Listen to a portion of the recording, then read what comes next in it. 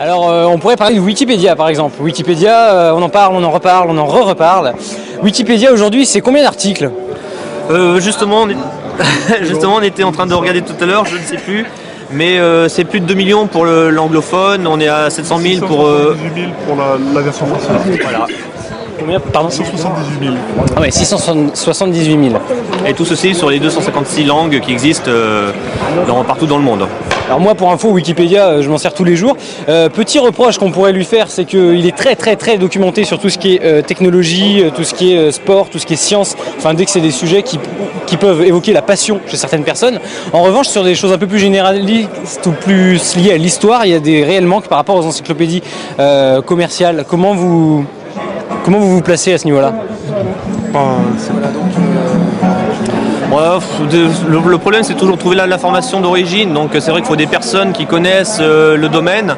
Donc c'est vrai que dans les domaines hyper pointus, on a forcément des bonnes connaissances. Par exemple, dans l'informatique, forcément c'est des informaticiens. Ensuite, dans tout ce qui est de domaine historique, il faut avoir des personnes qui s'intéressent et qui aient des documentations.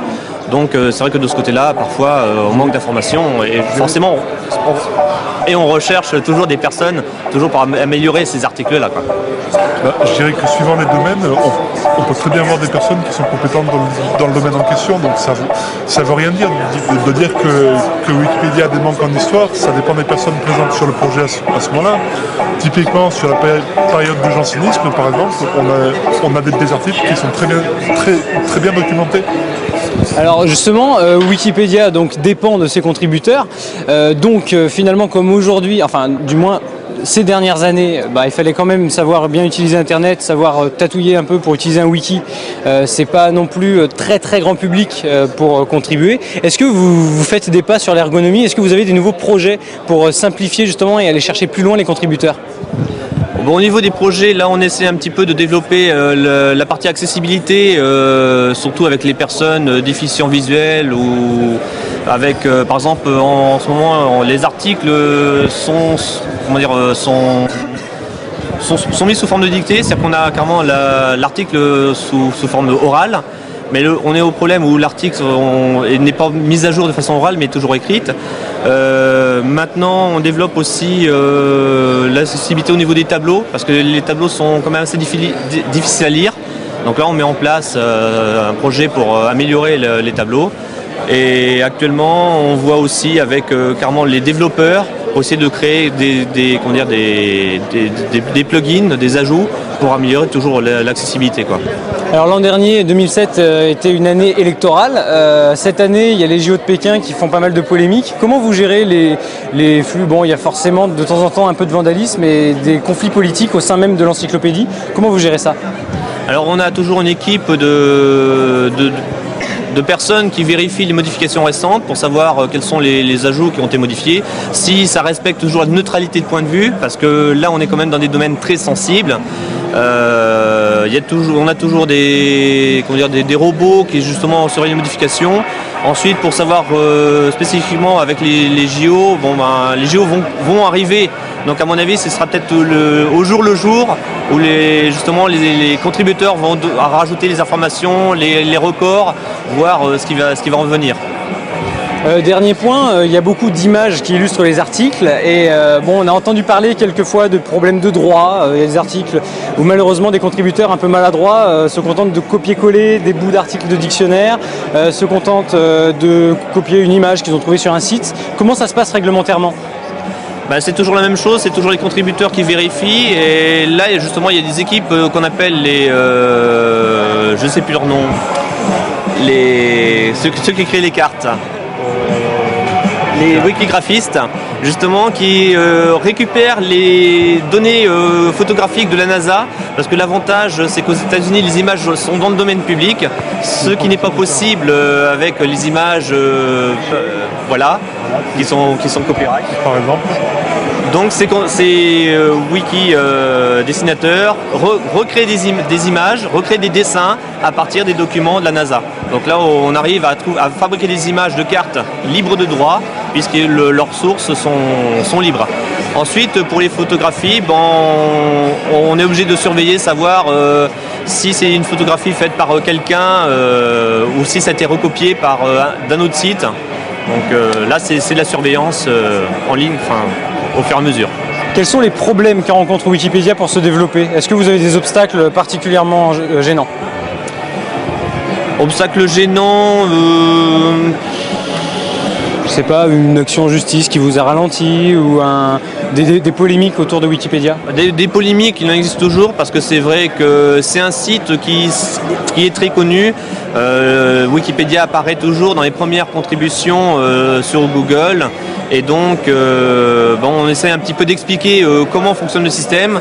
Parce que, par exemple, on a parfois des personnes qui rajoutent des informations sans les sourcer. Et parfois, ils sont un petit peu mécontents que l'information ait été effacée presque aussitôt. Donc, on leur explique que l'information, on aimerait bien savoir où est-ce que vous l'avez trouvée, si l'information est vraiment exacte, etc. Donc là, c'est plus un rapport entre les wikinautes avec ceux qui donnent les informations. J'ai lu quelque chose un jour sur internet qui m'a beaucoup marqué, alors je ne saurais plus dire qui a dit ça. C'était en tout cas des spécialistes de l'internet qui parlaient de Wikipédia, qui expliquaient qu'à terme, dans quelques années, finalement, Wikipédia ce sera internet. Quand vous entendez ça, qu'est-ce que ça vous évoque? L'internet c'est quand même beaucoup de choses, ce n'est pas que Wikipédia, il y a quand même plein de sites autour, mais bon, c'est quand même une grande source d'informations. Donc quand on demande aux personnes, vous voulez rechercher quelque chose, qu'est-ce que vous utilisez? La majorité vont répondre Wikipédia. Mais bon, il ne faut pas oublier qu'il n'y a pas que ces sources d'informations-là. Il y a aussi le bon vieux bouquin qui date dans les bibliothèques quand on veut rechercher des informations dans les années 80 ou 70. Il est toujours préférable d'aller voir dans les livres ces informations-là. Donc maintenant, aller dire que Wikipédia sera Internet dans quelques années, c'est faire un raccourci. C'est une utopie, évidemment. Voilà. C'est faire un résumé approximatif sur ce qu'est Internet.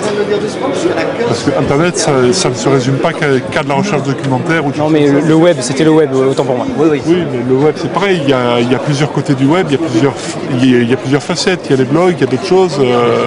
Il y a des choses que procurent les blogs que ne pourront jamais procurer Wikipédia. Voilà, donc c'est vrai que sur ce genre de phrase un peu provocatrice, c'est pas toujours évident. Déjà pour des raisons ou techniques des différents aspects d'Internet, et puis aussi pour évidemment des raisons de contenu. On ne peut pas non plus tout trouver sur Wikipédia. Voilà. Comme on ne trouve pas tout sur le web non plus. Bien sûr. Des projets en 2008, en 2009, c'est quoi les grandes étapes qui arrivent là? Il y a une idée qui est en train de se préparer actuellement, c'est de sortir une sélection d'articles sur un petit livret. Donc bien sûr, ça paraît un petit peu aussi utopique de recréer du papier à partir de l'informatique, mais c'est une demande. Même chose, il y a toujours un projet de créer Wikipédia sur DVD. Donc là, en ce moment, il y a toujours la sélection d'articles qui est en train de se faire, qui tourne depuis un bon moment.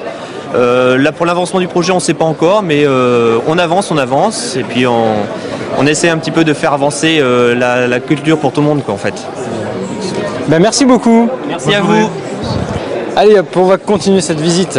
Et oui, Wikipédia, incontournable dans le milieu du libre, qui est un des sites qui s'est le plus développé, puisqu'un wiki, tiens d'ailleurs pour la petite histoire, un wiki, qu'est-ce que c'est? C'est un programme intégré dans un site web qui permet d'écrire, de modifier ou de mettre à jour le contenu lorsqu'on est un simple utilisateur. En gros, sur Wikipédia, vous vous baladez sur un article, alors, je sais pas, vous cherchez quelque chose, on parlait des Jeux Olympiques par exemple, vous cherchez des infos sur le lancer du javelot, vous trouvez des infos, et puis si vous voyez quelque chose qui vous paraît pas bon, ou si vous avez un complément d'infos à rajouter sur l'histoire, sur les records du monde ou sur ce genre de choses, il vous suffit de double-cliquer sur l'article au milieu de la page de Wikipédia ou de cliquer sur modifier et puis vous pouvez directement modifier l'encyclopédie. Alors évidemment, de temps en temps, certaines personnes malveillantes font un peu d'une sorte de vandalisme électronique. C'est ce qui arrive malheureusement sur les descriptions d'hommes politiques en période électorale. Aujourd'hui, on a aussi évoqué les JO de Pékin puisqu'il y a eu un certain nombre de polémiques.